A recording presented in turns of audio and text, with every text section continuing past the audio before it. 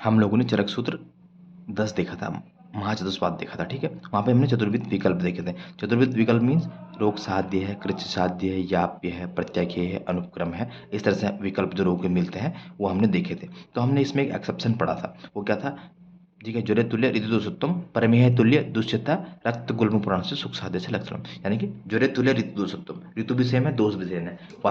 वातज्वर वर्षा ऋतु प्राकृत है, यानी कि सुख साध्य है। जब हम ज्वर पढ़ेंगे तब देखेंगे। तो ये अदरवाइज क्या होना चाहिए था, इसको कृच्छ साध्य या साध्य की तरफ जाना चाहिए था, लेकिन ये एक्सेप्शन है तो साध्य है।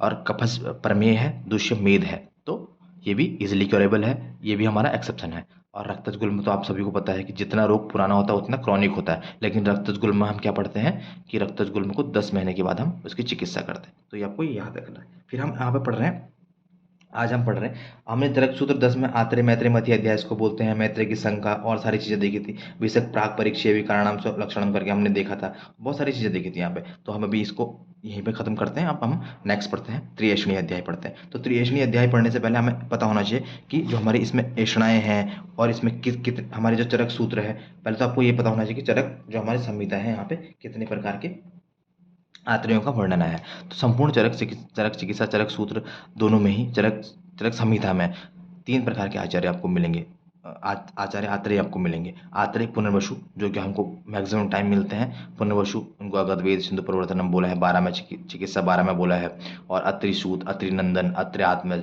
ये सब करके उनको बुलाया है। तो आपको जो है बहुत जगह पे मिलेंगे। इसके बाद हमें आत्रेय भिक्षु मिलते हैं। आत्रेय भिक्षु आपको चरक चरक सूत्र 1 में मिलेंगे, और चरक सूत्र 1 और चरक सूत्र 25 में मिलते हैं। कालवाद में चरक सूत्र 1 और चरक सूत्र 25 में मिलते हैं। फिर हमारा जो कृष्ण आत्रेय हैं, कृष्ण आत्रेय ने यहाँ पे अष्टत्रिक बताया है त्रिएषणी अध्याय चरक सूत्र 11 में, और चरक चिकित्सा में उन्होंने कुछ विशिष्ट योग बताए, जैसे फलारिष्ट आपको मिलेगा, नागराध चूर्ण मिलेगा, ठीक है। इस तरह से इनके कुछ विशिष्ट योग मिलते हैं। तो अमृतादि तेल हो गया, ठीक है। और इस तरह से हमको बहुत सारे इनके योग मिलते हैं। वो जब हम आयुर्वेद का इतिहास पढ़ेंगे वहाँ पे आपको ये सब चीज़ें बताएंगे।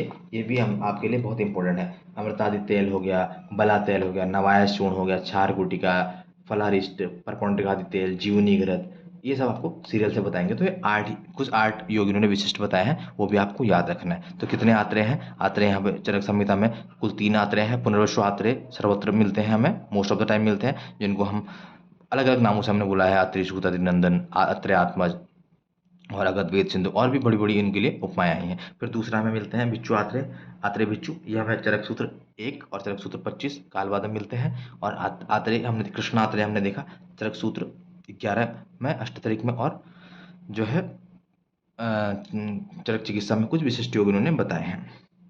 अब हम देख रहे हैं यहाँ पे त्रिविध एषणाएं मिलनी। सबसे पहले हमें 3 एषणाएं मिलनी, कौन कौन सी है, पहले हम चरक की देखते हैं, प्राण धन और परलोक एषणाएं। प्राण धन और परलोक एषणा चरक का है, भेल का भी नीचे रेफरेंस में मिल रहा है। प्राण धन और धर्म एषणाएं, इन तीनों को लिख लीजिए आप। प्राण धन परलोक चरक का, प्राण धन और धर्म एषणा भेल का। और उपनिषदों का क्या है, ये भी पूछा गया है प्रीवियस, उपनिषदों का है वित्त पुत्र लोक विपुल, यानी कि वित्त पुत्र लोक, ये उपनिषदों की क्या है, हमारी एषणाएं हैं। तो एषणाएं हमारी ये हैं। उसके बाद देखो हमें दूसरा श्लोक मिल रहा है। श्लोक क्या मिल रहा है, आपको याद करना है कि मूल प्रवृत्तियां 14 होती हैं, संवेग भी 14 होती है। तो मूल प्रवृत्तियां क्या है हमारी, मूल प्रवृत्तियां विपुल, वही है वित्त पुत्र लोक, विपुल 824, काउंटिंग याद कर लेना, विपुल याद कर लेना। मूल प्रवृत्तियां 14 कौन कौन सी, वित्त पुत्र लोक 824, कई बार कॉन्टिक पूछता है 8, 2 और 4, और संवेग भी इतने ही होते हैं 14। तो फिर जो हमारी जन्मजात प्रवृत्तियां हैं, मूल प्रवृत्ति के अतिरिक्त हमारी जन्मजात प्रवृत्तियां होती हैं, वो कितनी होती है, 3 होती हैं। याद रख लेना, इस चैप्टर से क्वेश्चन आता ही आता है। तो मूल प्रवृत्तियां 14, संवेग 14 और जन्मजात प्रवृत्तियां 3 होती है। अनुकरण, सहानुभूति, सेवा, 3 कौन कौन सी है, जन्मजात प्रवृत्तियां 3 कौन कौन सी है, अनुकरण, सहानुभूति, सेवा, ठीक है। तो अब हम आते हैं प्राणायाम में आते हैं। सबसे पहले हम प्राणायाम में हमें क्या बोला, जब प्राण है तभी हम सारी चीज़ों का यूज़ कर सकते हैं, प्राण के अभाव में हमारी सारी चीज़ें व्यर्थ हैं। तो प्राणों की रक्षा करने के लिए बता रहा है, स्वस्थ से स्वस्थ व्रत अनुवृत्ति आतुरस्य विकार प्रशमनैर अपरमाध, यानी कि स्वस्थ व्यक्ति के स्वस्थ को मेंटेन करना है और आतुर के विकारों का प्रशमन करना है, ठीक है। प्रमाद अपरमाद रहित होकर अच्छे से उसकी चिकित्सा सावधानी से हमें चिकित्सा करनी है। इस तरह का रेफरेंस हमें स्वस्थ से स्वास्थ्य रक्षण आतुर से विकार प्रशमाद चरक सूत्र 30 में मिलेगा, उसमें कोई परेशान होने वाली बात नहीं है, लेकिन इस रेफरेंस को आपको याद रखना है, ठीक है। तो ये हमारी प्राणयाचना की बात इन्होंने कर दी है। हम एग्जाम के हिसाब से देखेंगे दूसरे केस में धन याचना है। तो धन कमाने के लिए देखो बोल रहा है कि इससे बड़ा कोई पाप नहीं है कि हमारी आयु है लेकिन हमारे पास खर्च करने के लिए नहीं है, या हम भीख मांग रहे हैं। तो बोल रहा है, देखो यहाँ पे बोल रहा है, अतः उसी की प्राप्ति का साधन ढूंढना पड़ता है, क्योंकि जीवन रहने के लिए धन की आवश्यकता होती है, उसकी प्राप्ति के लिए साधन ढूंढना पड़ता है। संसार में इससे बड़ा कोई पाप नहीं है, ठीक है, कि आयु बहुत बड़ी है पर उपभोग के लिए कोई सामग्री ना हो। अतः धन प्राप्ति के साधनों को प्राप्त करने के लिए हमें श्रम करना पड़ता है। और श्रम क्या है, 4 प्रकार का श्रम बता रहे हैं, देखो कितना लॉजिकल है। या तो कृषि करना है, या किसी पशु पालने हैं, या फिर वाणिज्य व्यापार करना है, फिर नौकरी करनी है, राज्योप सेवा, ठीक है। कृषि, पशुपालन, वाणिज्य, राज्योप सेवा, जो 4 हैं यहाँ पे ये याद रख लेना। और अन्यत्र भी आ रखे हैं। अन्यत्र में क्या बोल रहे हैं, 6 हैं, भिक्षा, नृप सेवा, कृषि कर्मणा, विद्योपार्जन, व्याहरण और वणिकर्मणा। तो ये अन्यत्र भी आपको 6 याद रखने हैं। फिर आगे परलोक ऐषणा, ठीक है। तो परलोक ऐषणा में क्या बोला, पुनर्जन्म की शंका भी है यहाँ पे। तो कैसे पुनर्जन्म होता है इसको आप पढ़ लेना। आप काम की चीज देखो, पुनर्जन्म के लिए चरक ने क्या माना है, मातरम पितरम चेके, यानी कि 4 कारण माने हैं पुनर्जन्म में। मातरम पितरम चेके मन्यते जन्म कारणम, कोई लोग माता पिता को जन्म का मान करते हैं, कोई स्वभाव को जन्म का कारण मानते हैं, और कोई पर निर्माण को मानते हैं, फिर कोई यदृच्छा को मानते हैं, ठीक है। मातरम पितरम चेके एक ही हो गया, दूसरा स्वभाव वाले हो गए, तीसरे पर निर्माण वाला हो गया, और चौथा यदृच्छा को पुनर्जन्म का कारण मानते हैं। तो जब हम चरक सुश्रुत पढ़ते हैं, सुश्रुत में हम पढ़ते हैं सृष्टि उत्पत्ति के कारण 6 पढ़ते हैं, स्वभाव, ईश्वर, काल, यदृच्छा, नियति, परिणाम, ठीक है। स्वभाव, ईश्वर, काल, यदृच्छा, नियति, परिणाम। और यहाँ पे हम क्या देख रहे हैं, पुनर्जन्म का कारण क्या देख रहे हैं, देखिए यहाँ पे आ रखा है, यहाँ पे देखो बोल रहा है कि कोई माता पिता को मानते हैं, कोई स्वभाव को कारण मानते हैं, कोई मानते हैं पर यानी कि दूसरे से, और कोई यूं ही, यदृच्छा मीन्स यूं ही। तो कोई माता पिता को मानना है, कोई स्वभाव ही मानने के जन्म होने का, कोई पर निर्माण यानी कि दूसरे से हमारा निर्माण होता है, कोई बोल रहे हैं यूं ही हम पैदा होते हैं। तो पुनर्जन्म के विचार में ये आपको याद रखना है। फिर देखो यहाँ पे मिल रहा है कि पुनर्जन्म को अप्रत्यक्ष के कारण न मानने वाले की पक्ष की शंका का समाधान। यहाँ पे देखो श्लोक नंबर कौन सा है, श्लोक नंबर 7 में देखो, ठीक है, पुनर्जन्म का सहेतुक समाधान। तो बोला प्रत्यक्ष चीजें बहुत कम है, ठीक है, तो हम पुनर्जन्म को प्रत्यक्ष देख नहीं पाते हैं, और प्रत्यक्ष ही अल्पम बोल रहा है, अनल्पम अप्रत्यक्षम, और अप्रत्यक्ष चीजें बहुत ज्यादा हैं, ठीक है। तो जो प्रत्यक्ष को हम कैसे सिद्ध करते हैं, पुनर्जन्म को कैसे सिद्ध करते हैं, अनुमान, युक्ति, अभी हम देखेंगे, आगम, इनसे हम देखेंगे आगे पुनर्जन्म का सिद्ध साधन करते हैं। याद रखना, प्रत्यक्षम ही अल्पम अनल्पम अप्रत्यक्षम अस्ति।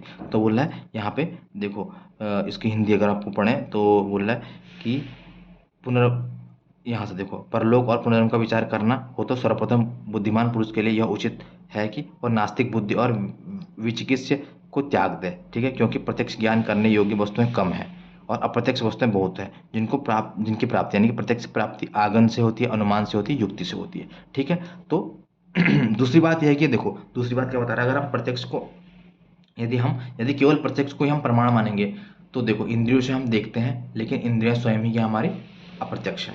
तो आपको याद रखना है, प्रत्यक्ष चीजें कम है और अप्रत्यक्ष चीजें ज्यादा है।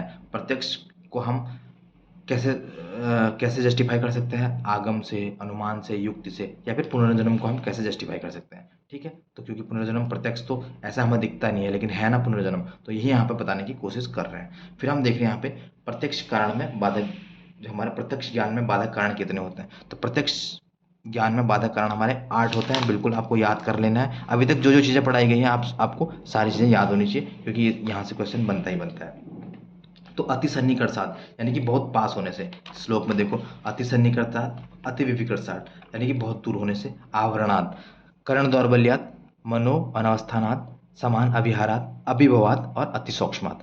अति सन्निकट साथ मीन्स जैसे कि हमने इस बुक को अपने आंखों पे चिपका लिया, ठीक है, इतनी क्लोज ले आए, अति सन्निकट साथ। अति विविकट साथ मीन्स अत्यंत दूर होने से, बहुत दूर है कोई चीज़ तो वो भी हमें नहीं दिखाई देगी। यहाँ पे देखिए, यहाँ पर दिख रहा है आपको, तो यह है अधिक समीप होने से, अधिक दूर होने से, जैसे कि आकाश में अधिक दूर में उड़ती हुई चिड़िया को नहीं देख पाते हैं, अधिक दूर रखी पुस्तक के अक्षरों को नहीं देख सकते हैं। आवरणात् यानी कि दीवार के पीछे कोई छुपा हुआ है, पर्दे के पीछे कुछ है तो वो भी नहीं दिखेगा। कर्ण दौर्बल्यात्, आंख में ही मोतियाबिंद है, रतौंधी है तो दिखाई नहीं देगा, कर्ण में ही यानी कि हमारे कर्ण में ही दौर्बल्य है। फिर मन की चंचलता, मन अवस्थित नहीं है, मन की चंचलता से कक्षा में बैठा है लेकिन ध्यान बाहर है तो कहाँ से ज्ञान आएगा, मन की चंचलता। और समान अभिहारात, यानी कि सेम सेम होने से समान अभिहारात, यानी कि हमने देखा कि 2 दाने हमने गेहूँ इस एक बर्तन से निकाले और 2 दूसरे से निकाले, उनको हम सेपरेट नहीं कर पाएंगे। फिर अभिभव, अभिभव मीन्स पराजय या फिर डोमिनेंस, यानी कि दिन में जैसे सूर्य बहुत तेज रहता है तो हमें तारों का ज्ञान नहीं होता है, तो आपको ये भी याद है। और अति सूक्ष्म आत्मा हमें पता ही है, जीवाणु को नहीं देख सकते हैं, जो हम हमारे माइक्रोब्स हैं, बैक्टीरिया है, वायरस, उनको हम लाइव नहीं देख सकते, अपने आंखों से ऐसे प्रत्यक्ष नहीं कर सकते हैं। तो ये आपको याद रखना है, इस तरह की ये बातें कर रहे हैं कि माइन्यूट चीज़ों को भी हम नहीं देख सकते हैं। तो अति सन्निकर्षात, अति विविकर्षात, आवरणात, करण दौर्बल्यात, मनोअवस्थानात, समान अभिहारात, अभिभवात और अति सूक्ष्मात, ये प्रत्यक्ष कारण में जो है प्रत्यक्ष ज्ञान होने में बाधक 8 हमारे 8 कारण बताए गए हैं। फिर देखो यहाँ पे कुछ नहीं है, 1-2 श्लोक है, इसके बाद हम आपको जो है बताएंगे चतुर्विध परीक्षाएं। ये 2-3 श्लोक हैं, इनको हम देखेंगे। पहले ये देखते हैं प्रमाण वाला, क्योंकि ये आपको एक बार ये क्लियर हो जाएगा तो फिर आप ये छोटी मोटी चीज़ें कर लेंगे। तो यहाँ पे चतुर्विध परीक्षा देखो, बोला है द्विविधम खलु सर्व सच असच तस्य, जो बोला इस संसार में जितने भी पदार्थ हैं वो 2 प्रकार के हैं, सत और असत। सत मीन्स क्या होता है, जिसकी सत्ता है, असत मीन्स जिसकी सत्ता नहीं है, ठीक है। नीचे लिखा होगा सत अर्थात, देखो यहाँ पर लिखा है भावात्मक, भावात्मक सत, ठीक है, इसे अभाव पदार्थ कहते हैं। असत मीन्स जिसकी सत्ता न हो, ठीक है, जिसकी सत्ता न तो जिसकी न तो सत्ता जगत में हो और न दिखाई पड़ती हो और न उसकी सत्ता का अनुभव होता हो। तो आपको देखना है, बोला कि जो हमारे जितनी भी चीज़ें हमारी, ठीक है, वो क्या हमारी सत और असत है, ठीक। संसार की सभी वस्तुएं सत और असत है, इनकी परीक्षा हम चतुर्विध प्रमाण से करते हैं। चतुर्विध प्रमाण हमारा क्या है, आप्तोपदेश, प्रत्यक्ष, अनुमान, युक्ति, ठीक है। आप्तोपदेश, प्रत्यक्ष, अनुमान, युक्ति। तो हम प्रमाण का वर्णन एक जगह और पढ़ेंगे, विमान में, विमान 4 में पढ़ेंगे, और विमान 8 में भी उपमान उपमान का कुछ वर्णन आया है, तो आपको देखना है। चरक सूत्र 4 में भी हम देखेंगे। तो यहाँ पे हमारे 4 प्रमाण हैं, कौन कौन से हैं, 2 पदार्थ बताए हैं और पदार्थ सठ पदार्थ भी है, वैशेषिक, न्याय, इन सबके देखेंगे, लेकिन हमें अभी प्रमाण देखना है। देखो द्विविधम मेव खलु सच असत, यानी कि पदार्थ 2 प्रकार के होते हैं, इनकी 4 प्रकार से हम परीक्षा करते हैं। परीक्षा क्या हमारा, परीक्षा, प्रमाण, ये सब हमारे क्या है, परीक्षा, प्रमाण, ये सब हमारे पर्यायवाची होते हैं। तो यहाँ पे आप्तोपदेश, प्रत्यक्ष, अनुमान, युक्ति, हमारे 4 प्रमाण बताए गए हैं। अब हम अन्य चारों के भी प्रमाण यहीं पे देखते हैं। सबसे पहले देख रहे हैं हम जो हमारा चारवाक है, चारवाक में एक एक ऐड होते जाएगा। चारवाक का 1 है प्रत्यक्ष, बौद्ध, जैन, वैशेषिक, इनके 2 हैं, प्रत्यक्ष, अनुमान, ठीक है, बजुआ 2, प्रत्यक्ष में 1 जुड़ गया, अनुमान। सांख्य, योग और रामानुज के क्या है, प्रत्यक्ष, अनुमान के साथ शब्द जुड़ गया। फिर हमारा न्याय और सुश्रुत के भी सेम है, प्रत्यक्ष, अनुमान, शब्द तो है ही है, प्रत्यक्ष, अनुमान, शब्द प्लस उपमान जुड़ गया। न्याय और सुश्रुत के सेम है। चरक देखो हमने आप्त, प्रत्यक्ष, अनुमान, युक्ति। अदर जो हम पढ़ेंगे चरक वो देखेंगे, पहले आपको यहाँ पे 4 याद रखना है। फिर प्रभाकर मीमांस के क्या है, 4 सुश्रुत वाले हैं या फिर बोलो न्याय वाले हैं, प्लस अर्थापत्ति। पूछता है अर्थापत्ति किसने प्रमाण माना है, तो प्रभाकर मीमांस ने माना है। प्रभाकर के 5, ठीक है, पर 5 कौन से हैं, 4 सुश्रुत वाले, 1 अर्थापत्ति। कुमारिल भट्ट मीमांसक वेदांत के कितने हैं, 6 है, 5 प्लस अभाव, 5 प्लस अभाव, 5 प्रभाकर मीमांस वाले हैं और 1 अभाव हो जाएगा, ठीक है। तो अभाव हमारा पदार्थ में मिलेगा हमें और प्रमाण में मिलेगा, ठीक है। प्रमाण और पदार्थ हमारा दोनों है अभाव। बस आपको याद रखना कुमारिल भट्ट मीमांसक वेदांत के हमारे 6 पदार्थ हैं, 5 प्लस अभाव। फिर पौराणिकों के देखो, पौराणिकों के क्या है हमारे 6 प्लस ऐतिही और संभव। पौराणिकों के 8 प्रमाण है, 6 प्लस ऐतिही और संभव। उसके बाद आपको देखो क्या मिलेगा, उसके बाद हमें मिल रहा है तांत्रिक। तांत्रिकों की क्या हमारी चेष्टा, तांत्रिकों का चेष्टा, यानी कि 8 प्लस चेष्टा, यानी कि तांत्रिकों के हमारे 9 प्रमाण हो जाएंगे, ठीक है। तो बोला कुछ लोग 10वां प्रमाण परिशेष को मानते हैं। ऐतिही का अंतर्भाव आप्तोपदेश में, यानी कि ऐतिही का अंतर्भाव हम आप्तोपदेश में करते हैं, चेष्टा और युक्ति का अंतर्भाव हम अनुमान में करते हैं। ये प्रीवियस आया हुआ है, चेष्टा और युक्ति का अंतर्भाव हम अनुमान में करते हैं और ऐतिही का अंतर्भाव हम आप्तोपदेश में करते हैं। फिर ये आपके लिए ज़्यादा हो जाएगा, आप देख सकते हैं कि उपमान, अर्थापत्ति, संभव, अनुपलब्धि, प्रत्यक्षता, अनुमान में, ठीक है। उपमान, अर्थापत्ति, संभव और अनुपलब्धि, इनका अंतर्भाव हम प्रत्यक्षता, अनुमान में करते हैं। इस प्रकार मुख्यतः 3 प्रमाण हैं, प्रत्यक्ष, अनुमान और शब्द, ठीक, ये आपको याद रखना है। फिर इसमें कुछ चीज़ें हैं, देखो चतुर्विध प्रमाण हमने पढ़े, नेक्स्ट वीडियो में मिलते हैं, फिर इसको कंटिन्यू करते हैं और इसमें काफ़ी इंटरेस्टिंग चीज़ें हैं और काफ़ी इंपॉर्टेंट चीज़ें हैं, उनको कवर करेंगे। Thank you.